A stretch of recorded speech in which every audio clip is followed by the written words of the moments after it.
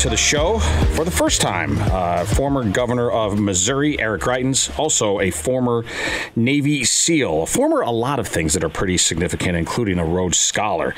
He has a resume that you would write about for a script for a movie in many ways, and this is thankfully for me the second time today that I get to be on the air with Eric Greitens, because he and I were on War Room together this morning with Steve Bannon. And I want to start there, please, Governor Greitens, because we in my opening monologue just a minute ago here on this show, but also this morning on War Room, talked about the interview that Larry Kudlow hosted for Congresswoman Salazar last night, which I thought was a train wreck, quite frankly, to put it mildly. And it was a lot of talk about how we need to amnesty the tens of millions of illegals who are already here, as well as potentially incentivize many, many more illegal aliens trespassing into our country into the future, right now and into the future. I think there's an absolute crisis already building at the border, and I want to get your thoughts on it, because Bannon and I, both of us are known to hog a microphone, so there wasn't much room for you to talk during our segment this morning. So I'd like to afford you that opportunity now, please, Eric Greitens. What are your thoughts about where Congresswoman Salazar thinks the GOP needs to head, and just the larger issue of illegal migrants in America? Well, Steve, you were absolutely right, and I got to tell you, it was beautiful on War Room this morning. I actually told Bannon, when he came off, I said, watching Steve Cortes up there, it's like watching a heavyweight fighter who's like firing out facts and stats like a heavyweight fighter working behind a jab. It's just a beautiful thing, man. You're just taking down these crazy leftists and crazy establishment arguments, and what I love about how you do it, Steve, is that you bring the facts. You respect the intelligence of all of the deplorables, of all of us, of all of your listeners and viewers across the country. And look, you've hit really hard on, and it is so important that we recognize Biden's policy is bad economics. Mm-hmm. It's bad for public safety. It's bad for national security. There's also another point which you touched on this morning, and I want to follow up on. Before I was a Navy SEAL, I actually did a lot of humanitarian work around the world. Mm-hmm. I worked with unaccompanied children who were survivors of the ethnic cleansing in Bosnia. I worked with unaccompanied children who were survivors of the genocide in Rwanda. And for those of your listeners who are hearing this term unaccompanied children, that means kids who might not be orphaned, but who are separated from their parents. You did such a brilliant job this morning of talking on War Room about how, because we are no longer in control of the border, you have coyotes, you have gangsters who are in control of the border. And what are they doing? Vulnerable, unaccompanied kids are being brought across the border in record numbers. Right. What does that mean? It means that for the left, not only is this bad economics, is it bad public safety, is it bad national security, this is also a humanitarian travesty that the Biden administration is bringing about. So absolutely, I'm with you 100% on the tragedy of Biden's policies. Right. And I'm glad you bring that point up, because, look, when it comes to U.S. policy, of course, my first priority is the welfare of American citizens in all ways.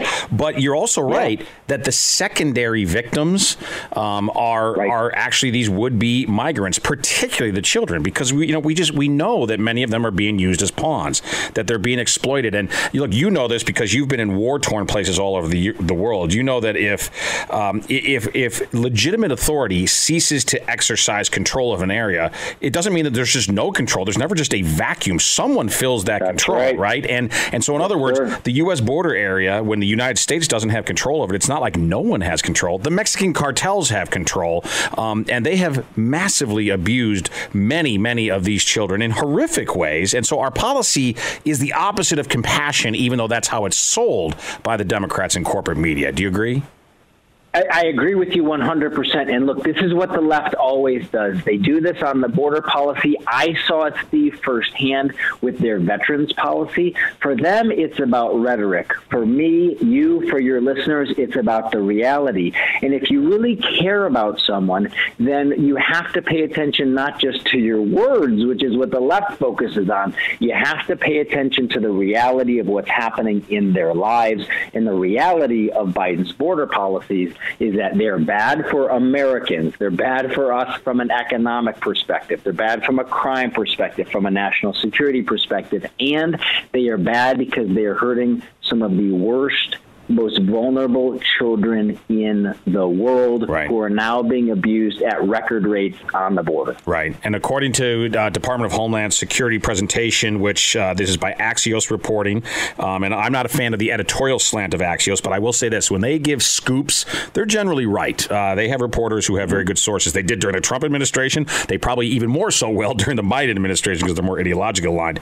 And they say that DHS gave Biden a presentation that projected 117,000 unaccompanied children arriving in total to the United States this year, and also that February, we don't have the official numbers yet, but according to Axios, DHS says that February was the largest month ever in history. And it would make sense, though, because adult arrests in January were the largest, the highest in more than a decade. And by the way, that's despite really horrible weather at a lot of the border regions. Texas, yes. I don't have to remind anybody about Texas, the weather that January Texas had. And despite that weather, we saw, a bull rush basically at the border that I believe is going to turn into an all-out catastrophe as the weather warms there. But listen, I want to ask you about national security because you do have such significant experience there. You had 4 deployments for our country, fighting for our nation all over Asia, including Iraq and Afghanistan. I want to ask you about the America First policy of realism and restraint. I think Donald Trump gets far too little credit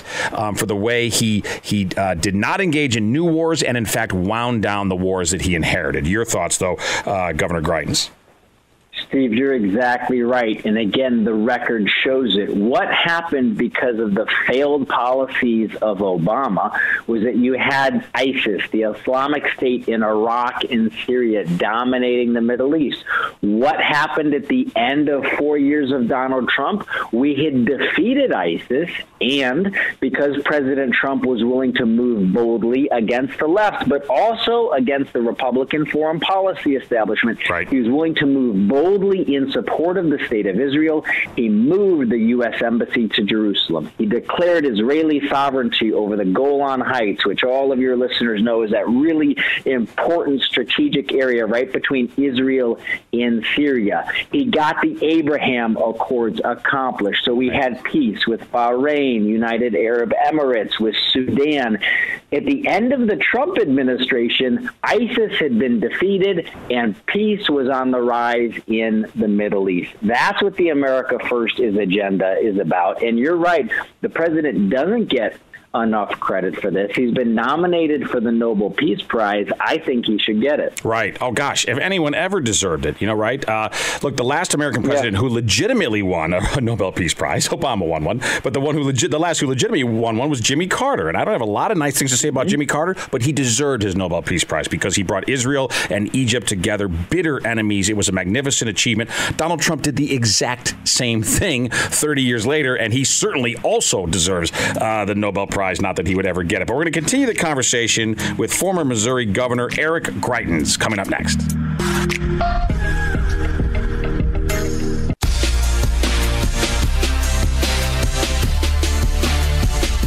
And we are back with former Governor of Missouri, Eric Greitens. He is also a former naval officer, 4 deployments to Asia to fight for our country, including Iraq and Afghanistan. He was a Navy SEAL. He was also a Rhodes Scholar. I could go on and on. His resume does not end. But Eric, I do want to ask you some about your background because it's interesting. You mentioned the foreign policy establishment of Washington, D.C., which thankfully Donald Trump usurped, right? I mean, he really did. But you yourself, with a doctorate from Oxford as a Rhodes Scholar, with your military experience, you had the perfect resume to become part of the foreign policy establishment, and yet you didn't, and yet you're part of the America First movement. Can you tell us personally, how did that evolution for you, how did that evolution for Eric happen? Well, personally, Steve, it's about caring for people who are on the front line. It's about making sure that we're getting real results for them. I mentioned before I was a Navy SEAL, I did humanitarian work overseas. I worked with unaccompanied kids who'd survived the ethnic cleansing in Bosnia. I worked with kids who'd lost limbs to landmines in Cambodia. I'd worked with kids who'd survived the genocide in Rwanda. I worked in one of Mother Teresa's homes for the destitute and dying. And what I found time after time after time was there was this great divide between the left's rhetoric and the reality of what actually worked on the ground. And I saw it, Steve, not only overseas, but I came back from Iraq after my team had been hit by a suicide truck bomb. Now, I was very fortunate. My wounds were minor. A lot of the guys on my team were hurt far worse than I was. And when I came home, I started an organization called The Mission Continues to help our returning veterans come back home and continue to serve this country. And what I saw was, again, a lot of government policy, a lot of what was coming out from the VA. It sounded good, but it wasn't really helping the men and women on the ground who most deserved and most needed our help. So, time after time, whether it is foreign policy, humanitarian work, caring for our veterans, rising wages, what you find is that a lot of times the left is pushing things that sound good, right, but you have to care at the end of the day about your fellow Americans and fellow people to make sure that what they're talking about really works. Sure. No, I would guess, by the way, and I want to ask you about this, I would guess some of that practicality that you're voicing right now also comes out of the fact that you're not just an intellect. You don't just have a doctorate from Harvard and an undergrad from Duke, as impressive as those credentials are. And I love this about you reading your biography. You're also a really substantial athlete, including the sweet science. You're literally not afraid to fight, not just figuratively fight, actually fight to get in the ring. When you were at Oxford, you won the British Nationals University boxing title. Tell us about that. How did you get into to boxing, and was it very surprising to your colleagues in the Rhodes House that you were a pugilist? It was so good, man. It was so much fun. So I started boxing when I was an undergrad. My grandfather had grown up during the Great Depression in Chicago, and he always talked about boxing. And, a lot of your viewers and listeners who have a few more years will remember, boxing and baseball, those were the two sports at the beginning of the 20th century, right? So he was a boxer. When I went to college, I went down every day. I was at Duke University. I'd drive down into the city of Durham. I was the only white guy in the gym, the only college student, and I that's where I learned how to fight.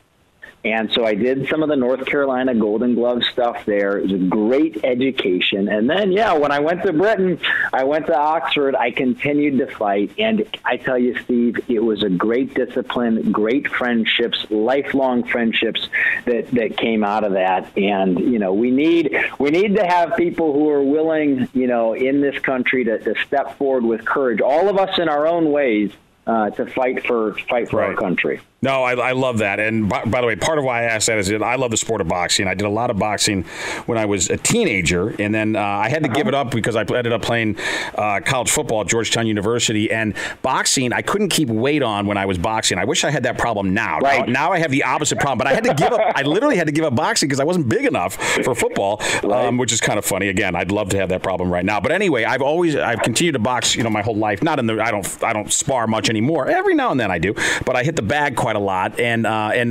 unfortunately, it's been closed down now for a year because of COVID, and Chicago is one of the most locked down places in America, which is absurd. That's a whole other topic. But one of the things I love about going to, and I go to, it sounds like what you're describing. I go to a dirty, smelly, grimy gym in Chicago, heavily Hispanic. I'm sure I'm the only person in there who's had the kind of professional experiences I've had. They're wonderful guys. The camaraderie is fantastic, and I'll give you a quick political aside. It's one of the reasons I knew we were going to do well among Hispanics. It's one of these anecdotal moments. I can't tell you how many people in that gym, if they would see me on television and recognize me, but here's the thing, Eric, they would whisper to me like they were saying something dirty. They'd say, Steve, I'm voting for Trump, or they'd tell me how great their business was doing. So many of them are businessmen. Hispanics, and I'm really proud of this, our community, we're the most entrepreneurial demographic in America by a long shot. And a lot of those entrepreneurs were in this gym. They're guys who, work hard with their minds and their hands all week. And then they let off some steam, on the weekends there. And I can't tell you how many of these people, again, would come up to me quietly. They were afraid to be public about it, but tell me I'm voting for President Trump. So it was always, a thrill for me to hear that. But listen, back to you. I want to hear more about the tragedy of the suicide bombing and you're probably being too modest because you did get a Purple Heart. I mean, you were injured, even if it wasn't as terribly as some of your colleagues. Tell us about what happened there, please, in 2007 in Iraq with the suicide bombing.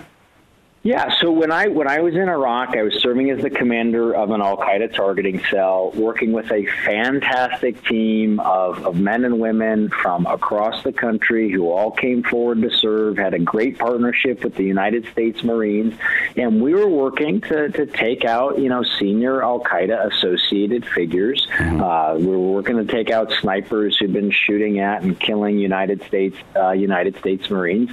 And one morning, we woke up. A couple of artillery shots came in, and then a suicide truck bomb went off next to our barrack. And what they were doing at the time is they were actually loading the suicide car bombs and the suicide truck bombs, some of them with chlorine, so that after the truck bomb, after the explosion, the shrapnel, you also had this kind of poison chlorine cloud that would go off. And again, look, I was honored to play a small part in service over there. When I think of that day, Steve, I always remember guys like Travis Mannion. He was a United States Marine. He ran all the way across the compound. I'd gone to the roof to provide security for guys who were getting to the hospital. Travis ran all the way across the compound, joined me on the roof that day. Great American hero. When they ultimately told me that I had to go to the hospital, I turned to Travis. I said, "You got it, buddy?" And he said, "Yeah, go ahead. I got your back, sir." And that was the last I ever heard from Travis Mannion, because just a couple weeks later, he gave his life defending his fellow Marines. It was an honor to serve. Fantastic men and women over there, and I hold them in my heart every day. Sure. Wow, fantastic. Well, thank you for sharing that story with us. We're going to continue We're going to continue the conversation with former Navy SEAL, former Lieutenant Commander Eric Greitens. Up next.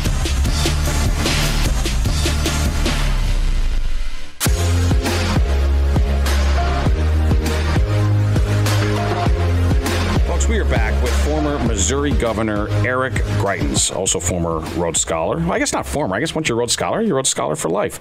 By the way, speaking of the Rhodes, I was a Rhodes finalist. I did not get it, so I know a lot about the program. But, always a bridesmaid, never a bride. In my case, you got to be the bride and get over there. And I'm impressed, by the way, because I know a lot about it. Not only did you get the some people go over there and just get a second bachelor's, which is actually the easiest way to sort of do Rhodes. Bill Clinton, I think, got no degree. He just went over there and kind of screwed around. But you didn't just get the second bachelor's, nor did you just get a master's. You went all the way to PhD. I did. And I had a great time over there, got a great education. And part of it was that, not only did I get a great education in the classroom, but I would also leave Oxford and I would go overseas, and I got a chance to really see the world. I wrote a dissertation about how international humanitarian organizations work with some of the world's most vulnerable kids around the world. And so getting a chance to be on the front lines and places like Cambodia, seeing what Mother Teresa's missionaries of charity were doing in places like Varanasi, India. It was a great human education. Wonderful. Okay, so listen, let's turn to politics now. Present tense politics, because this just went up at the St. Louis Post-Dispatch. Here's the headline. Former Missouri Governor Eric Greitens evaluating, in quotes, evaluating U.S. Senate run, criticizes incumbent Roy Blunt. So please tell us, about both those parts of the headline. What are your criteria for evaluating whether or not you decide to get in, and tell us your thoughts on Roy Blunt's performance for the people of Missouri. Yeah, well, first of all, look, all of whether folks are from Missouri or not who are hearing this across the country, everybody saw the way the Republican establishment failed to stand up for President Trump. You saw it across the country. You saw it, in fact, throughout President Trump's administration. Folks like Mitch McConnell, who are coming out attacking the president when he should have been actually supporting these policies, which, as you have pointed out, have been incredibly led to prosperity and popularity across the country. And unfortunately, Roy Blunt is a career politician who's done the same thing. After January 6th, he was out there blaming the president. He was out there presiding over the Biden inauguration, talking about Barack Obama, criticizing the president, saying that it was a mistake for him not to come. And the fact is, the people of Missouri are behind President Trump. They're behind America First first policies. They're behind the idea that we're going to put America first, and we're going to fight not just against craziness from the left, but we're also willing to take on the Republican establishment. Sure. When I was governor of Missouri, that's what we did. That's what people loved. We went in there, Steve. We killed a politician's pay raise. There was an incredibly corrupt tax credit program that had shoved $760 million into the pockets of insiders and lobbyists before I came into office, and we shut it down. We closed it down. That upset the left. It upset the establishment. When Antifa came to Missouri, we stood behind our law enforcement officers. We pulled people together, and we got out there to support our police every single day. And I think that's what, the people of Missouri need. So absolutely, I'm looking at this. I've always enjoyed fighting for the people of Missouri, and certainly going to take a strong look at this race right now. Well, listen, I think Roy Blunt needs to be replaced. I think it would be fantastic if you were the one to do it. But if it's not you, I hope there's another America First person, because the people of Missouri, Donald Trump won that state by 15%, almost 500,000 votes. The people of Missouri believe in America First principles, and Roy Blunt, unfortunately, does not. So listen, just last question to wrap it up quickly. Please, Governor Greitens, where can folks learn about you? Where should they follow you? Yeah, thanks, Steve. You can go out to @Eric Greitens, YouTube, Twitter, Parler. That's @EricGreitens. We're on all the platforms, and love to see your listeners there. Wonderful. Governor, Lieutenant Commander Greitens, thank you so much for being our guest today. Really appreciate it. My honor, sir. Appreciate you, Steve. Thank you. You bet. Folks, up next, we're going to speak to another fantastic veteran, friend of mine, running for also, well, we don't know if Greitens is running for office, but this guy running for office, Diego Morales. Up next.